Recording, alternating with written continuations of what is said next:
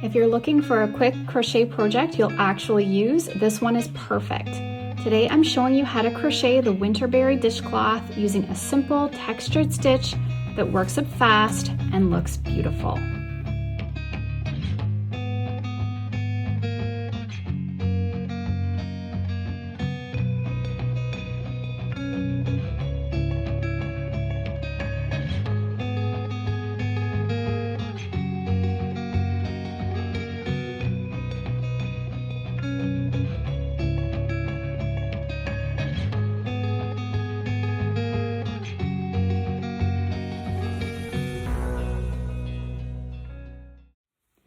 The yarn that we're using for this pattern is Herrschners Cottage cotton.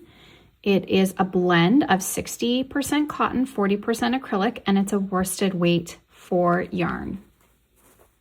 And in today's tutorial, we'll be working with the color Posy. You'll need a 4mm crochet hook for this pattern, and I'm working with a blush metal streamline hook from Furls Crochet. Check the description box below the video for the links to the yarn as well as the hook. And when you purchase our PDF pattern, you're also going to receive the Winterberry Dishcloth gift tags. So with our 4mm crochet hook, put a slip knot on the hook, and we're going to loosely chain 42.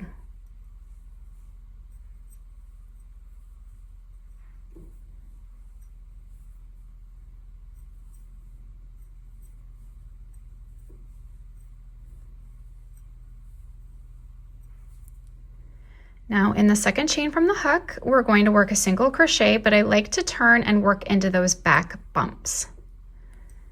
So single crochet in the second chain from the hook, going into those back bumps.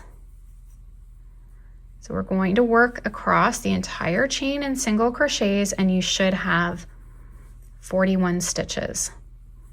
This pattern is worked in an odd number, so if you want to change the size of the dishcloth, make sure that you have an odd number of stitches worked.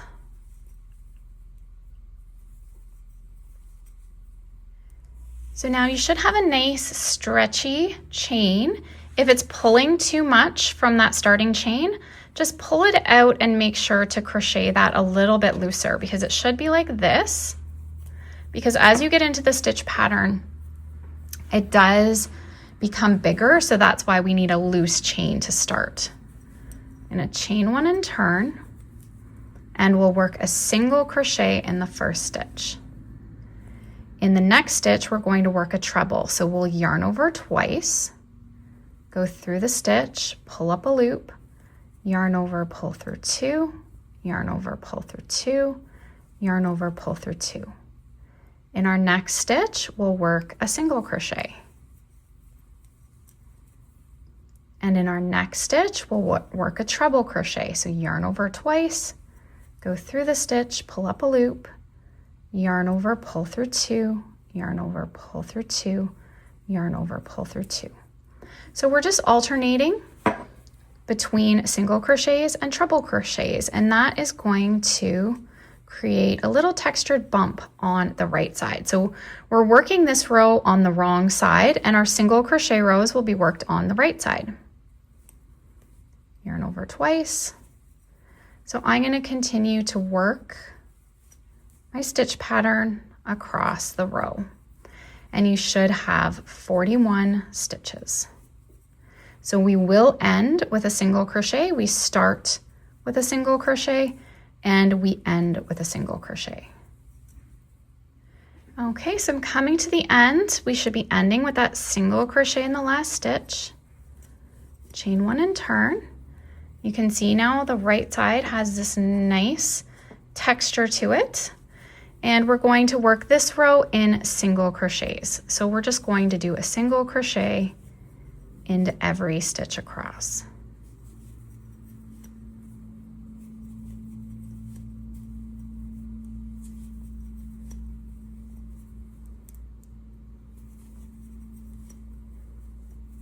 Okay, so I've worked all the way across in single crochet. We'll chain one and turn back to the wrong side of our work, and we'll alternate our single trebles.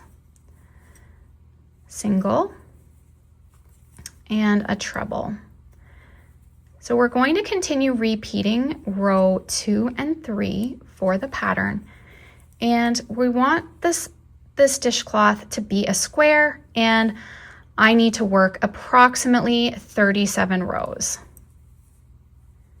You can always alter that. You just want to end on an odd number row so that you end with a single crochet row. So if you are altering the size of the dishcloth, just try to make it a square ending on that single crochet row. So I'm going to go ahead and work up my 37 rows, and then we'll meet up for the border. Okay, so I've been working on the dishcloth, and I have worked a total of 37 rows ending with the single crochet row. Now with the bumps, it's really easy to count. You can just go by 2s based on your bumps. You'll come up to 36 here, and then your last row is 37. So now we're going to work the border.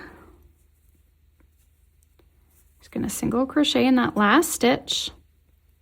I'm going to chain 1, and then we're going to work across the side.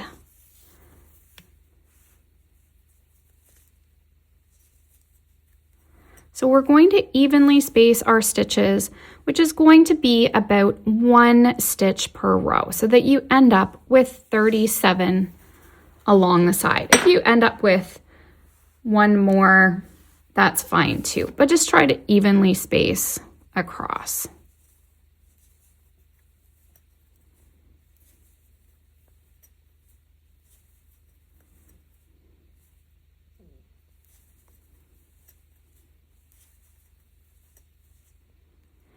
So I'm finishing with 37, and then I'm going to chain 2 for my corner, and then I'm going to work across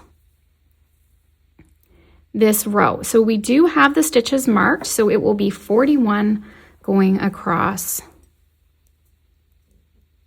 this row.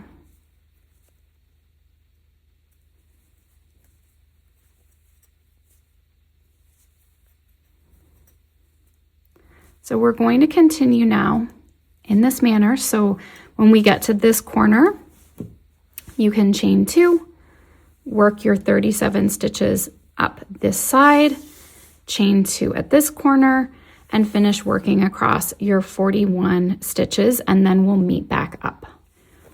Okay, so I've worked across the top or the last row.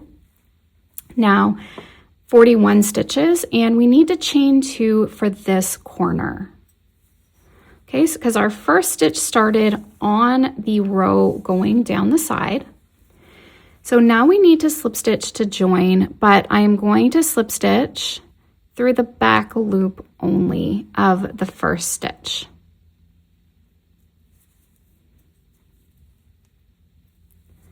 I'm going to chain 1, and then I'm going to work single crochets through the back loops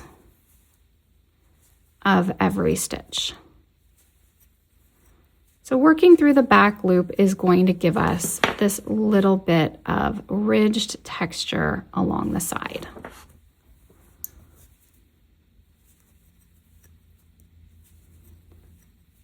So I'm going to go ahead, I'm going to work my stitches down to the corner, and then we'll meet up there. So now once you get to your corner, chain 2 space, we're going to work 3 single crochet.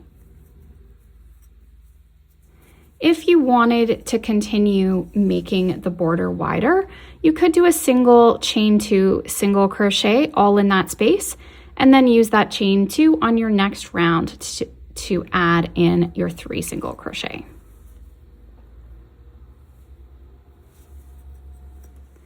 So just continue working single crochets through the back loop only, and at all of your chain 2 corners, add 3 single crochet. So I'm going to continue this all the way around, and then we'll meet up for that final corner. Okay, so let's finish with 3 single crochet in that chain 2. Then I'm going to fasten off And I'm going to use my yarn needle to just do a seamless join.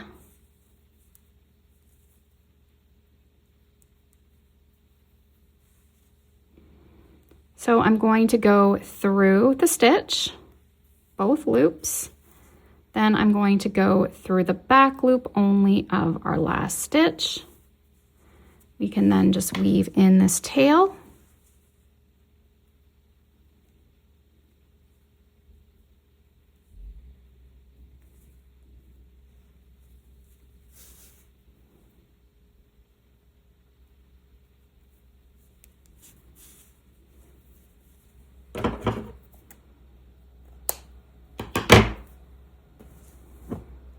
And I'm going to weave in this tail as well. So now you may find that it curls a little bit, but all you have to do is stretch it out. If the border is too tight, then you've maybe crocheted it too tightly. I didn't drop a hook size or anything. I just stuck with the same hook size when making the border, so it should stretch out nicely. And it's measuring 11 by 11. So now the yarn was a 100-gram ball, and I've used about 60 grams for the dishcloth. So we have this much left over. Now, if you're gifting or selling your dishcloths, it is nice to add a little packaging to them. So I've included the printable template with our PDF pattern. So if you do purchase the pattern, you will receive the template, and it also includes some care instructions on the back. So you can print out, I've already cut one off this sheet of paper. So one sheet is going to get 4, and we can just cut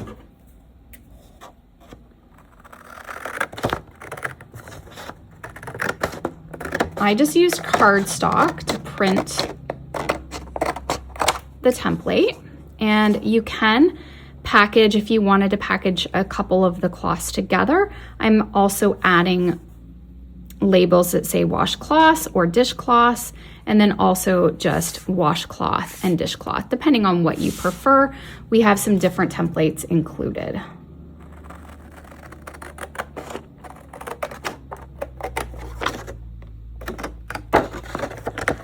And I'm also including ones that don't include the care instructions, just in case you have your own care instructions that you want to add. So they're just plain like this. Now, these ones are a little bit long if you're only doing one dishcloth, so you can always trim them down a little bit so they fit a little bit better. But if you want to package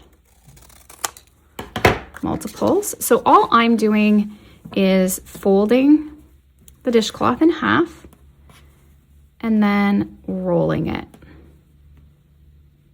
It's a nice way to display them, especially if you're wanting to sell or give as a gift. This is a perfect little stash busting last minute gift. Everyone loves a handmade washcloth. So we can just wrap this around, and you can just use some tape to tape that together.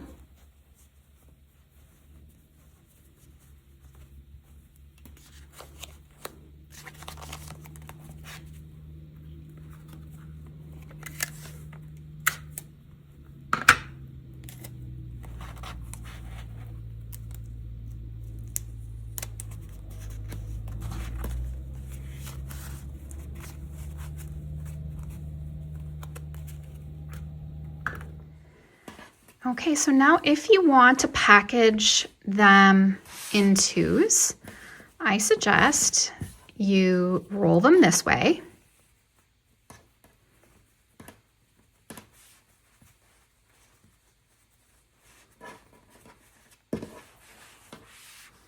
You can get creative, of course, with however you would like to roll them, but this way the tag will fit around 2 of our cloths.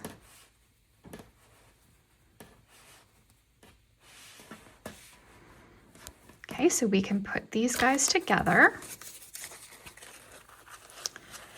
This one was already pre-taped.